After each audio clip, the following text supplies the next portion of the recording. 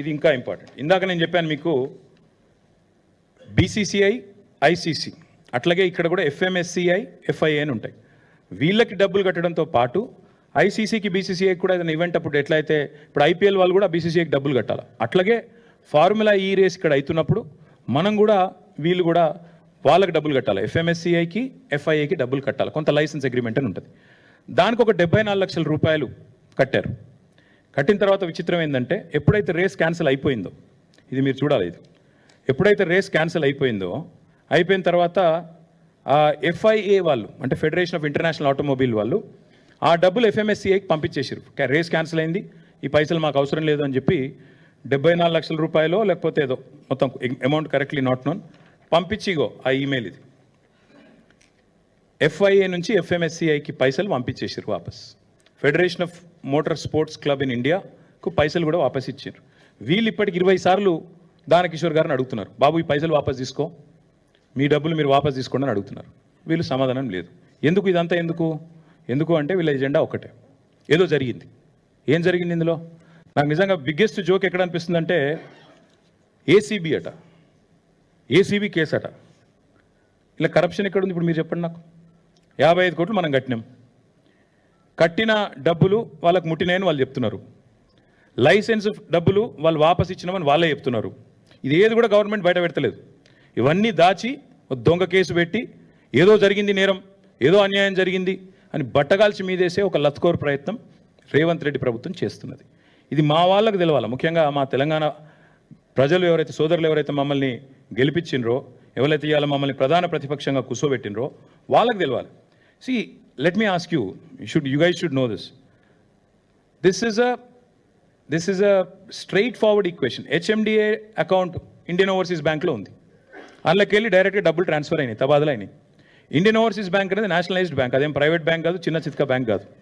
వాళ్ళు ఏది చేసినా వాళ్ళు 100 ట్రాన్స్ఫర్లు చేస్తారు. ఆర్బీఐ, ఇంకో బీఐ, అన్ని బీఐల పర్మిషన్లు తీసుకునే చేస్తారు. డబ్బులు హెచ్ఎండిఏ, మాకు ఆ హెచ్ఎండిఏ యాక్ట్ ఎంపవర్స్ అస్. మున్సిపల్ అడ్మినిస్ట్రేషన్ డిపార్ట్మెంట్తో అగ్రిమెంట్ ఉండింది, డబ్బులు పంపాము, డబ్బులు ముట్టినాయని అక్కడ ఆయన చెప్తున్నాడు. తర్వాత లైసెన్స్ ఫీజు కూడా వాళ్ళు క్యాన్సిల్ అయినాక వాళ్ళు వాపస్, ఇప్పుడు ఎవరి వల్ల క్యాన్సిల్ అయిందో కనబడుతూనే ఉంది మీకు. వీళ్ళు చేతగాంతనం వల్ల వీళ్ళకి స్పోర్ట్ అర్థం కాదు, వీళ్ళకి కాన్సెప్ట్ తెలియదు కాబట్టి వీళ్ళ తెలివి తక్కువతనం వల్ల రేస్ పోయింది. పోయిన తర్వాత ఇవాళ నిజంగా చెప్పాలంటే ఎవరైనా కేసు ఎవరి మీద పెట్టాలండి? రేవంత్ రెడ్డి గారి మీద కేసు పెట్టాలి. ఎందుకు? ఒక ఇంత అద్భుతమైన రేస్ను హైదరాబాద్ కాకుండా చేసి, ఇండియాకు కాకుండా చేసి, ఇండియాను ప్రపంచవ్యాప్తంగా బదనాం చేసినందుకు, ఇజ్జత్ తీసినందుకు ఆయన మీద కేసు పెట్టాలి. నేను ఊరికే అంటలేను, మీరు చూడండి. ఇగో this is report, international report again.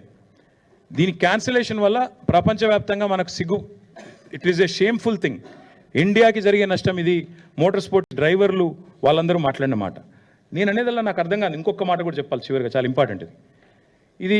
సరే కేసు వీళ్ళేదో పెట్టిరు, ఇవాళ ఎఫ్ఐఆర్ పెట్టిండ్రు. ఫార్ములా ఈవోలు కూడా ఏం చేసినారు తెలుసా? ఇక వాళ్ళు కూడా కేసు వేసారు. ఎందుకంటే ఒరిజినల్ అగ్రిమెంట్లో ఏముంది, ఏం డిస్ప్యూట్ వచ్చినా ఆర్బిట్రేషన్ కోవాలని ఉంది. అందుకే వాళ్ళు ఏం చేసిండ్రు, వీళ్ళు ఇంటర్నేషనల్ చేంబర్ ఆఫ్ కామర్స్ అక్కడ వాళ్ళు ఆల్రెడీ ఆర్బిట్రేషన్ కూడా ఫార్ములా ఈకి ఎంఎన్యూడి డిపార్ట్మెంట్ మధ్యన జరుగుతున్న ఈ తగాదా తెలుసండి. ఎట్లా అయితే మాంట్రియాల్కి సంబంధించి ఇందాక నేను చెప్పాను మీకు, మాంట్రియాల్ ఇది మీరు చూడండి. మాంట్రియాల్లో కూడా ఇట్లే రేస్ క్యాన్సిల్ అయింది. క్యాన్సిల్ అయినాక మరి ఫార్ములా ఈ వాళ్ళతో లిటిగేషన్ పోయినరు. ఆఖరికి $3 మిలియన్ లిటిగేషన్ సెటిల్ అయింది. అట్లాగే సెటిల్ చేయాలన్న ఉద్దేశంతో హరీష్ సాల్వే అనే ఒక ప్రముఖ లాయర్ ఉంటారు. ఆ లాయర్ని పెట్టుకొని వీళ్ళు లండన్ నుంచి వీళ్ళు ఈ ఆర్బిట్రేషన్ ప్రొసీడింగ్స్ కూడా వీళ్ళు స్టార్ట్ చేశారు. ఇది ఏది చెప్తలేదు ప్రభుత్వం. ఫార్ములా ఈ వాళ్ళు వీళ్ళ మీద కేసు పెట్టింది చెప్తలేరు, పైసలు అడుగుతుందో చెప్తలేరు, ఎందుకు రేసు పోయిందో చెప్తలేరు.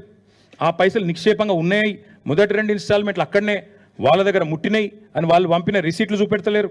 3వ ఇన్స్టాల్మెంట్ మీరు కట్టలేదు కాబట్టి రేస్ క్యాన్సిల్ అవుతుందని చెప్తలేరు.